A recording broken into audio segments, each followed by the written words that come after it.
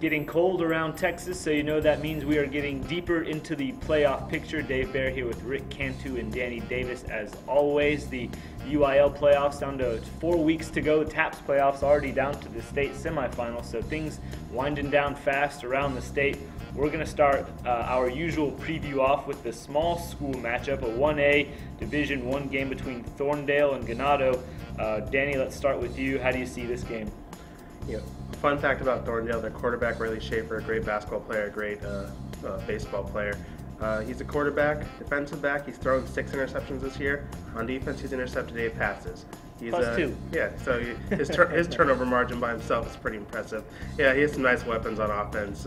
Colton Austin, wide receiver, 14 touchdown catches. His running back, Darius Brooks, doesn't have a lot of yardage, but has 17 touchdown runs. So I think that offense, and obviously, as I mentioned, they're playing well on defense. Thorndale's moving on. All right, Rick? I agree that Thorndale's going to move on. Ganado's quarterback, their starting quarterback, was injured last week, and as we've seen, quarterbacks mean so much. They average 31 points a game, but without him, it's not going to be the same. Schaefer's a big stud, like Danny said. I think Thorndale romps. All right, our next game is Elgin George Ranch. Elgin, one of the more impressive teams in the area. This is a 4A Division II game that will be played Saturday afternoon. Rick, let's stay with you. How do you like this one? Well, I tell you what, this is going to be a high-scoring game. George Ranch, they average 44 points a game, and Elgin is just right there with them. They've got, of course, the Simmons brothers.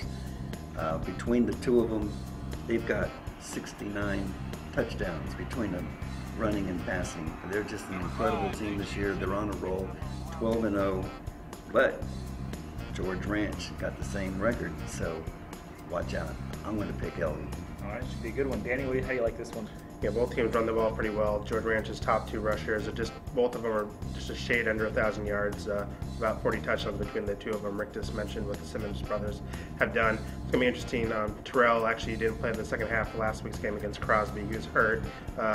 They're saying he's day-to-day. I don't think he's gonna miss this game. Soft is not a word you use to describe either of those Simmons brothers. So unless he's strapped down by a doctor, I think he's gonna be out there. But we talked a little bit about this last week with Crosby.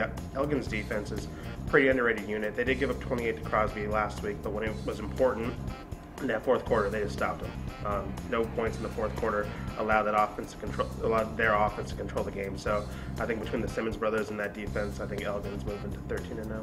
Okay, moving from 2 12-0 teams to 2 10-2 teams. Georgetown versus Houston Stratford. This is another Saturday afternoon game. This one at Bryan High School. 4A Division I game. Danny, let's stay with you. Does Georgetown keep this thing rolling? I don't see why they don't.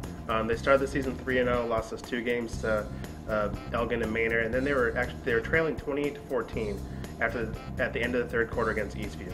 Since then, the 6 opponents they played in the 1 quarter against Eastview, 286-40. That's how they've outscored their opponents.